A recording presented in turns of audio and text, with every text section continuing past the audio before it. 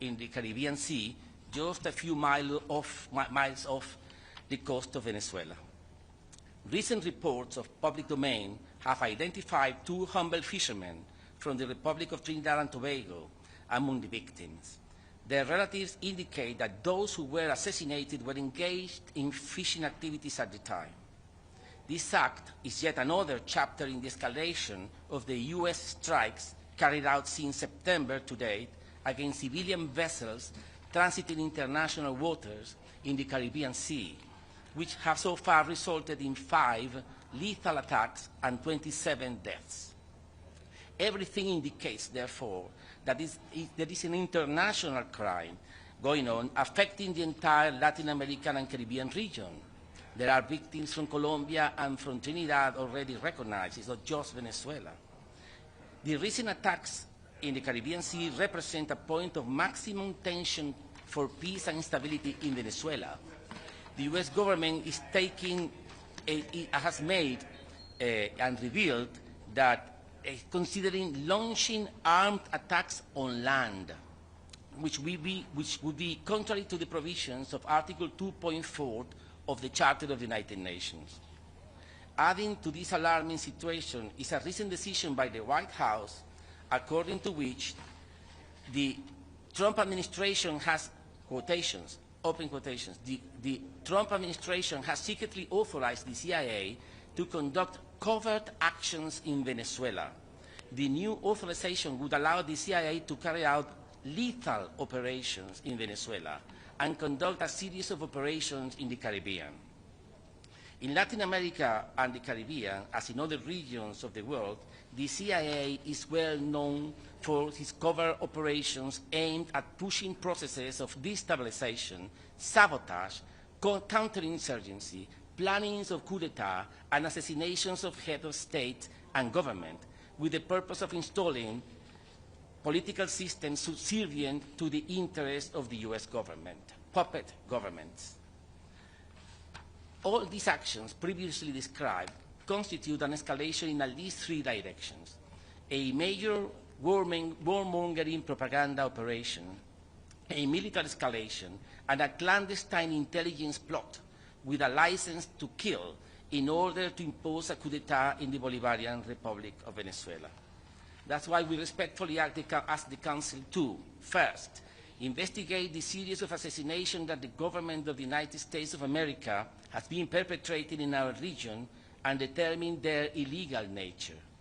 Second, confirm the threat that these illegal actions pose to the preservation of the zone of peace character of the Latin American and Caribbean region, including as a result of the extrajudicial executions, the concentrations of the U.S. military forces near the Venezuelan coasts, the bellicose rhetoric of the government of the United States against Venezuela, and the clandestine operations of the CIA with a license to commit political assassinations in Venezuela and the region as a whole. And third, and lastly, issue a statement reaffirming the principle of unrestricted respect for the sovereignty, political independence, and territorial integrity of states, including Venezuela, as an indispensable basis for maintaining international peace and security. This is, in a nutshell, the core of the letter, and we think that we are in an escalating process, and things are ominous and predicting worse developments. I am here precisely to answer your questions. Hi, Barney Shamiri with the Associated Press. There have been reports that senior Venezuela government officials have presented alternative paths for a manuralist government to rule Venezuela. Are you aware of those reports? Can you confirm or deny that that has happened? By the way, this is important for you to see. This is the Guardian. The Guardian, a newspaper in Trinidad and Tobago, denouncing the killings of 2 humble fishermen yesterday or the day before in Trinidad. I mean, there is a killer roaming around the Caribbean, is bloodthirsty, is killing everyone which is on the sea working, and people from different countries, Colombia, Trinidad, etc., are suffering the effects of these massacres. This is important for you. Yes, I'm answering your question. I am absolutely aware of that report, and it's ridiculous. If you see who wrote it, where it comes from, I mean, the sources is absolutely disreputable. There is nothing of the sort. It's not serious. It doesn't even, I mean, we are wasting time thinking about that. There is nothing of the sort. What kind of support are you getting, if any, from regional countries here at the UN? And I understand Venezuela is a member of the OAS, but it doesn't have an ambassador there. So are you going to correct that situation so you have some support from the OAS? Yeah, the first correction is that we don't belong to the OAS. I was ambassador at the OAS when we left in 2017. So we don't belong to OAS. The OAS is the Minister of Colonies for the US. We don't have nothing to do with that. We don't want nothing to do with that. We don't want the OAS here. No, we have formally withdrawn. We withdrew in 2017. The problem is that when we were leaving the OAS in 2019, the United States fabricated this device, which is something similar to what they are trying to do now.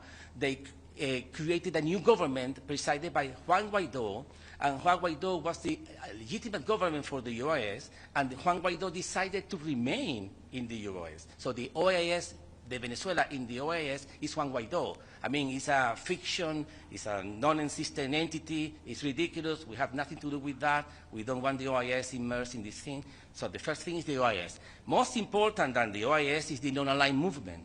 The non-aligned movement held a ministerial conference over the last 3 days in Kampala, Uganda, and the 124 countries of the non-aligned movement signed a special declaration on Venezuela supporting the Venezuelan claim that there is a threat against Venezuela by the United States and also to the whole region, and they are expressing their concern. They are calling to withdraw the forces, aggressive forces from the region, and they are supporting Venezuela's right to territorial integrity and sovereignty. I mean, we count with the support of 124 countries, which are 2/3 of the United Nations, and this declaration was approved yesterday in Kampala, Uganda. So we feel that we have a strong support within the UN and even in the region as well.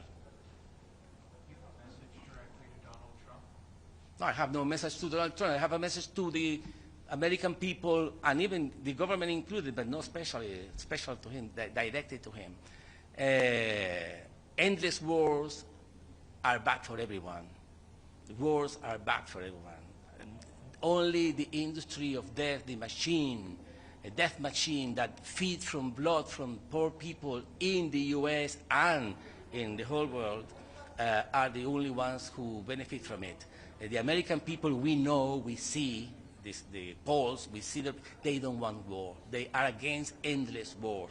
Even the president won the elections with the promise of finishing or ending the endless war. We don't want war. This is a fabricated conflict. We are in no conflict. It's something important because they are escalating warring parties. There is no escalation on our part. We are living peacefully and in unity in our territory. We are not messing with anyone, but there are forces trying to attack, as they just announced, Venezuelan territory, not just the international waters, but also Venezuelan territory, which will be a new scale, totally different in gravity and in seriousness. Our message is there is time to stop this madness. We want to work with everyone. We don't want war, and we know that American people don't want war, even less against Venezuela, with all the history among our countries. Ambassador, following up, which countries in South America and the Caribbean support? Yeah. Well, all the ALBA countries, which are 9, Bolivia, Cuba, Nicaragua, the Caribbean countries, the Eastern Caribbean countries, etc., but Honduras, but also, apart from ALBA, the President of Colombia has been absolutely clear, crystal clear in his rejection of this attack, and even the government of Brazil has also said that they are against any militarization of the region.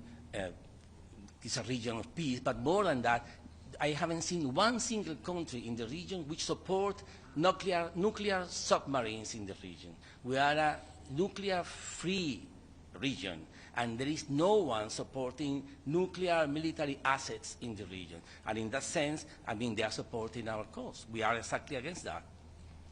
Now, we are not alone. That's something important.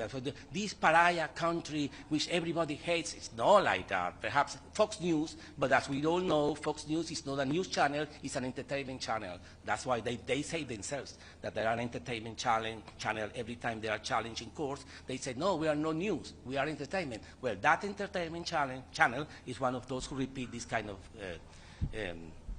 absurdities. In your statement regarding the Security Council, I understand you are requesting a statement from the Council emphasizing your sovereignty, but obviously there's one country that will not go along with the statement, so what do you see coming out of this? No, we are working at the Security Council, and we will remain working at the Security Council, because we want everyone to see through what's going on here. I mean, I respect the American people, I respect the American government, I respect the American diplomacy and diplomats. See, if there is anyone qualified, prepared to understand international law, are the American diplomats. The American diplomats know that this is not lawful at all. They are being forced by these decisions which are against international law. But everybody knows that killing civilians in international waters without any kind of evidence and argument, just because I say so, I declare civilian terrorists and I kill them, and I don't care because I don't care about the UN. That's the explanation of the Secretary of State and the Vice President of the United States. All American diplomats know that this is ridiculous. They would enjoy criticizing any other country who would say some madness like that. But precisely because everybody knows, everybody's pretending. It's a game of pretend. Everybody's pretending that they don't understand, that they need more investigation, we need to find out, we need to learn more, we call for peace. Everybody knows what's going on here. There is a killer prowling the Caribbean, bloodthirsty, looking for wars, and there is no justification at all. They are fabricating a war. And everybody should stop pretending that this is a complicated matter and face the truth. The emperor is naked. Nobody dares to say it, but the emperor is naked. They are going for war for no reason. So yesterday, President Trump met with President Milei of Argentina. To your knowledge, did they talk about Venezuela? As far as I heard, they mentioned Venezuela in the meeting. But I didn't hear any reaction from the Argentinian side on the Venezuelan issue, so I have nothing to comment on that. They haven't said anything publicly. Well, Argentina has its own position regarding the U.S., but on this particular issue, I haven't heard anything of Argentina supporting anything like that. No. That's why I'm telling you, in the region, there are few people supporting the build-up of military assets in the region. It's against the tradition. It's nothing to do with the last 120 years of Caribbean history. Okay? Thank you very much indeed.